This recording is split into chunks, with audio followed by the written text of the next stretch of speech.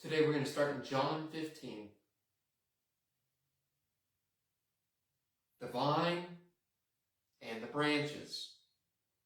I am the true vine, and my Father is the gardener. He cuts off every branch in me that bears no fruit, while every branch that does bear fruit he prunes, so that it will be even more fruitful. You are already clean because of the word I have spoken to you. Remain in me, as I remain in you. No branch can bear fruit by itself. It must remain in the vine. Neither can you bear fruit unless you remain in me. I am the vine. You are the branches. If you remain in me and I in you, you will bear much fruit. Apart from me, you can do nothing. If you do not remain in me, you are like a branch that is thrown away and withers. Such branches are picked up, thrown into the fire, and burned.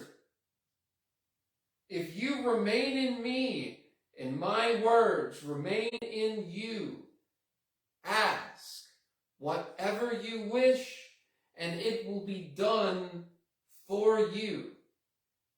This is to my Father's glory, that you bear much fruit, showing yourselves to be my disciples. As the Father has loved me, and so I have loved you. Now remain in my love.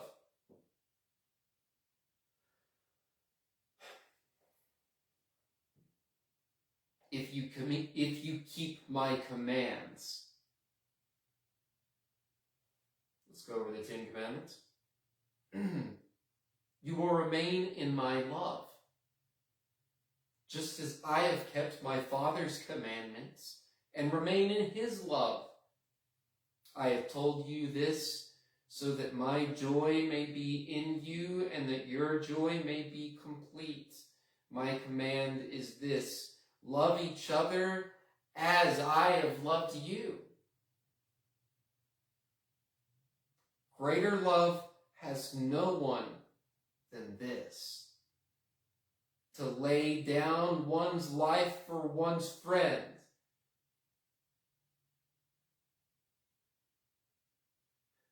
You are my friends if you do what I command. I no longer call you servants, because a servant does not know his master's business. Instead, I've called you friends, for everything that I learned from my Father I have made known to you. You did not choose me, but I chose you and appointed you so that you might go and bear fruit. Fruit that will last. And so that whatever you ask in my name, and the Father will give you. This is my command. Love each other. The world hates the disciples. If the world hates you, keep in mind that it hated me first. If you belong to the world, it would not love you as its own, as it is the world. It would love you as its own, and as it is. You do not belong to the world, but I have chosen you out of the world. That is why the world hates you. Remember what I told you? A servant is not greater than his master. If they persecuted me, they will persecute you also. If they obeyed my teaching, they will obey yours also. They will treat you this way because of my name, and they do not know the one who sent me. If I had not come and spoken to them, they would not be guilty of sin. But now they have no excuse for their sin. Whoever hates me hates my Father as well. If I had not done among them the works no one else did, they would not be guilty of sin. As it is, they have seen, and yet they have hated both me and my Father. But this is to fulfill what is written in their law. They hated me without reason. The work of the Holy Spirit. When the Advocate comes, whom I send to you, the Father, the Spirit of truth who goes out from the Father, he will testify about me. And you also must testify, for you have been with me from the beginning. All of this I have told you, so that you will not fall away. That will put you out of the synagogue. In fact, the time is coming when anyone who kills you will think that they are offering a service to God.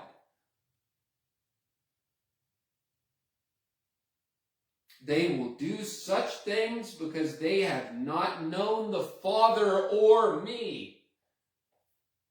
I have told you this so that when their time comes, you will remember that I warned you about them. I did not tell you this from the beginning because I was with you, but now I am going to him who sent me. None of you asked me, where is he going? Rather, you are filled with grief because I have said these things. But very truly I tell you, it is for your own good that I'm going away. Unless I go away, the Advocate will not come to you. But if I go, I will send them to you. And when he comes, he will prove to the world to be in the wrong about sin and righteousness and judgment. About sin, because people do not believe in me. About righteousness, because I am going to the Father, where you can see me no longer. And about judgment, because the prince of the world now stands condemned. I have much more to say to you, much more than you can now bear. But when he, the Spirit of truth, comes, he will guide you into all truth. He will not speak on his own. He will speak only what he hears, and will tell you what yet is to come.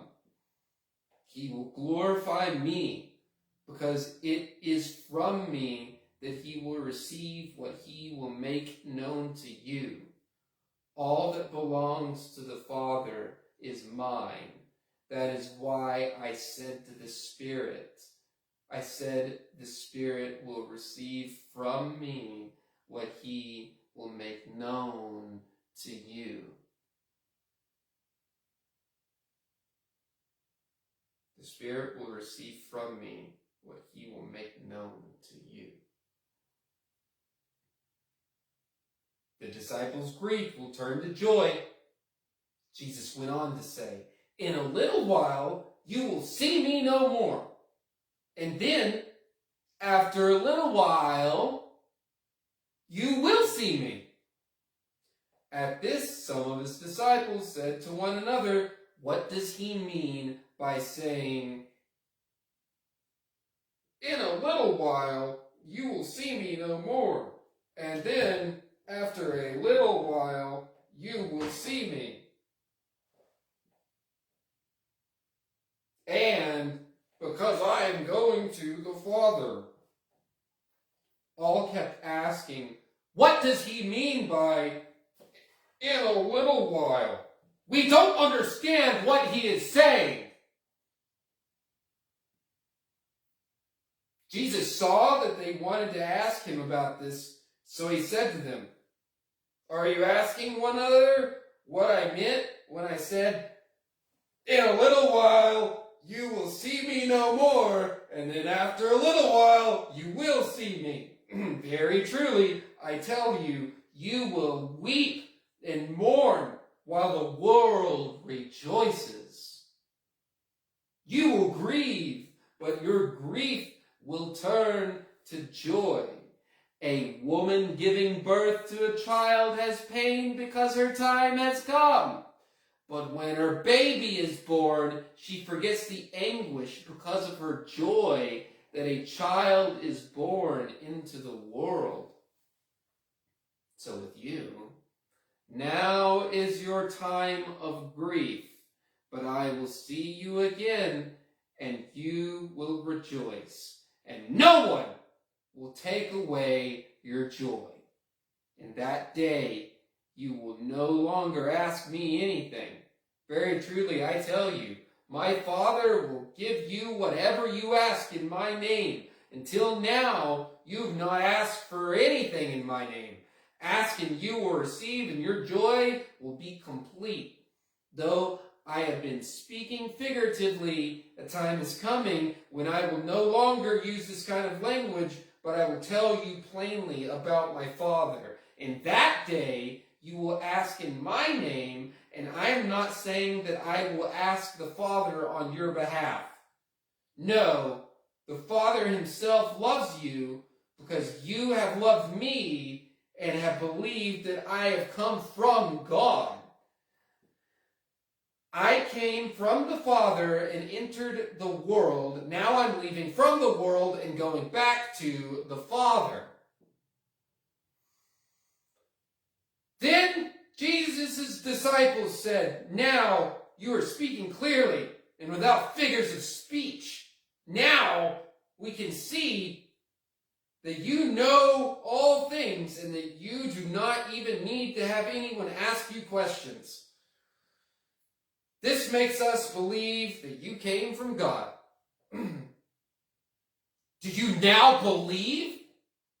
Jesus replied, a time is coming, and in fact has come, when you will be scattered, each to your own home, and you'll leave me all alone. Yet I am not alone, for my Father is with me. I have told you these things so that in me you may have peace.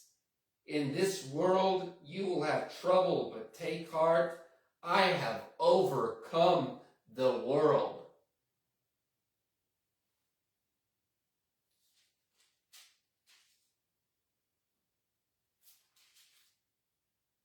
Next time on Bible Time, we will be going over John 17.